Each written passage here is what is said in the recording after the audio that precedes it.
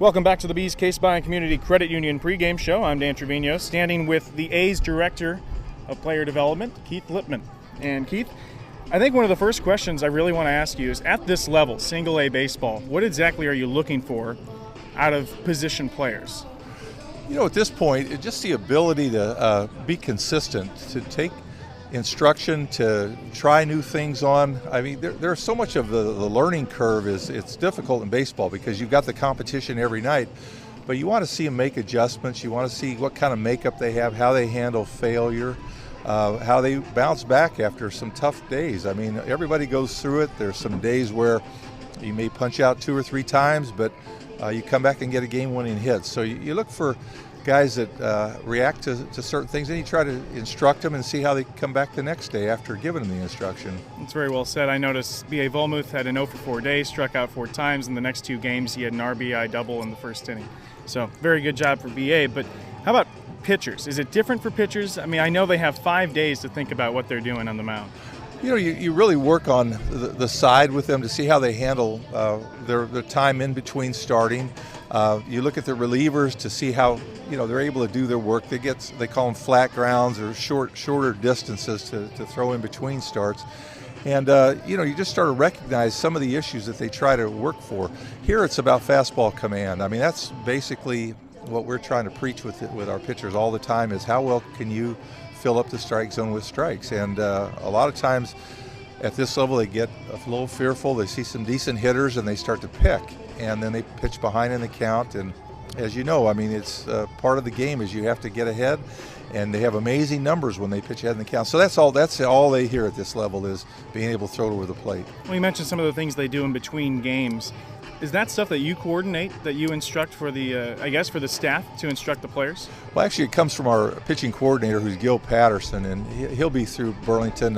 He was here 3 or 4 times last year. So that's a constant presence of, we have faith in John Wasden to do a great job here, but we also have an overview to see how guys are doing. So that's why we send myself and Gil Patterson, the hitting coordinators. We try to get through 3 or 4 times a year just to make sure that everybody's kind of staying with the same program. Well, excuse me if I'm jumping into pop culture, although I'll say I read the book a long time ago too. I'm not totally getting into the Moneyball thing, but I'm just curious, is there an A's way that you want to teach these players? You know, it evolves, but there is a definite way. I mean, we certainly came through most of the 2000s with the idea of on-base percentage as hitters. That was kind of our key, is that we discovered that guys that are capable to get on base, we're going to win a lot more games, especially with the power hitters that we'd had in the past. It's evolving now to where defense is a lot more important than it was 5 or 6 years ago. So there's been more of a focus on getting more athletic players in the draft and finding a better type of player that plays in today's game. So it's evolving. We're trying to statistically analysis of guys is a little different than it was in 10 years ago. So it's constantly evolving, trying to find our little niche with the marketplace. But we definitely have a way that we like to do the pitching, the hitting, and the defense, and we go through a lot of that in spring training. Well, you've been with the A's for a while now, and I'm sure you've seen plenty of drafts. This is not so much a controversial question. I'm just curious, though. What is it like for some of the players who are not as high draft picks and some who are? And essentially what I'm asking is, do the A's make it clear that they value one over the other? Or how do they handle that situation?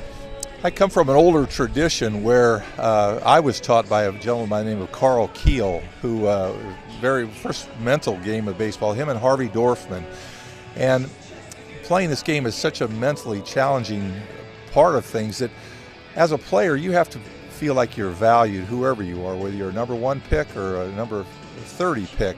And there's been a lot of 30-round pick guys that have gotten to the big league. So you try not to differentiate. Certainly you understand that there are the Bryce Harpers of the world that are going to get through a system, and then you make sure that they get there.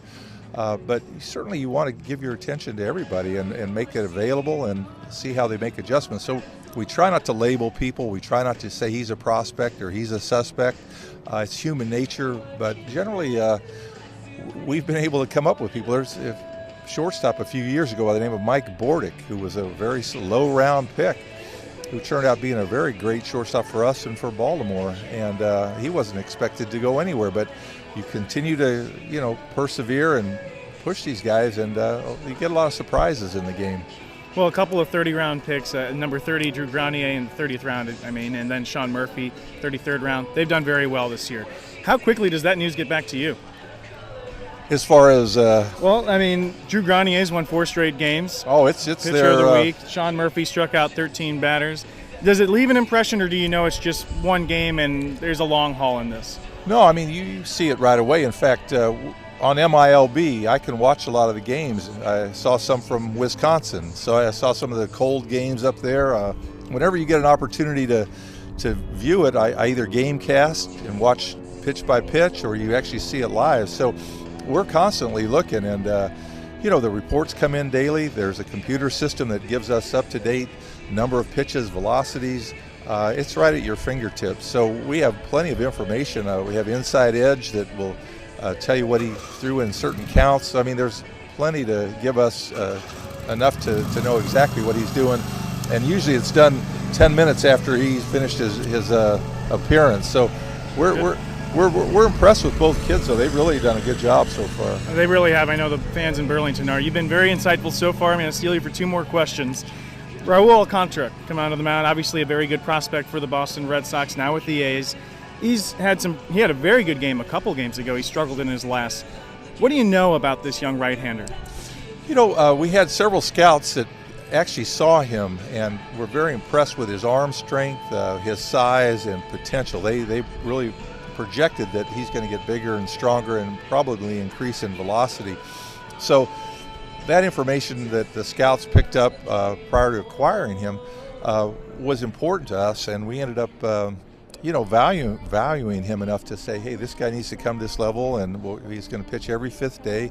He had a little bit of a history of some elbow problems in the past. We want to make sure you don't over pitch him, but it's a work in progress. Kind of take your time with him and let him just kind of experience a full season, and we think he's going to be real good as well. Well, no matter how you slice it or who you're rooting for, the A's had a pretty good job in that trade. They got a lot of valuable picks in there.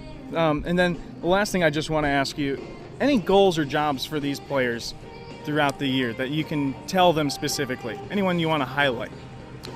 Well, I mean, we go through a process with every player. When they come here, he meets with the manager, pitching coach, and the hitting coach, and they go over goals that they establish. So first of all, they'll come up with a series of 3-4 smaller goals that they'll write down, and then they'll put a sheet together of how they're going to go about doing it. That could involve defense, base running. It could go about an approach at hitting, but it's written, it's given to them, and they keep track of how they're approaching their goals. Pretty common sense thing about they evaluate themselves. Then after 6 weeks, the manager will go back and go over those goals with them and ask him, how did he do? What did you improve on? This is what I saw. So, sometimes players can't be realistic in their evaluation, so it's good that the manager will go through it. You want to win, you want to have the best record in the league and all that, but in a lot of the cases, it's important that you develop the adjustments, you develop the player rather than just win at all cost and not talk about other things. Winning's important. I mean, it's a great environment when you win. It takes a lot of the pressure off guys, but you also have to do the little things as well to improve. Well, thank you very much, Keith. I know that a lot of the Burlington Bees fans are smart baseball fans. They like to get to know single-A baseball a little bit better, and you certainly provided a lot of insight, so thank you. Sure, Dan. Good talking to you. All right, thank you very much, and we'll send it back to KBUR News Radio 1490.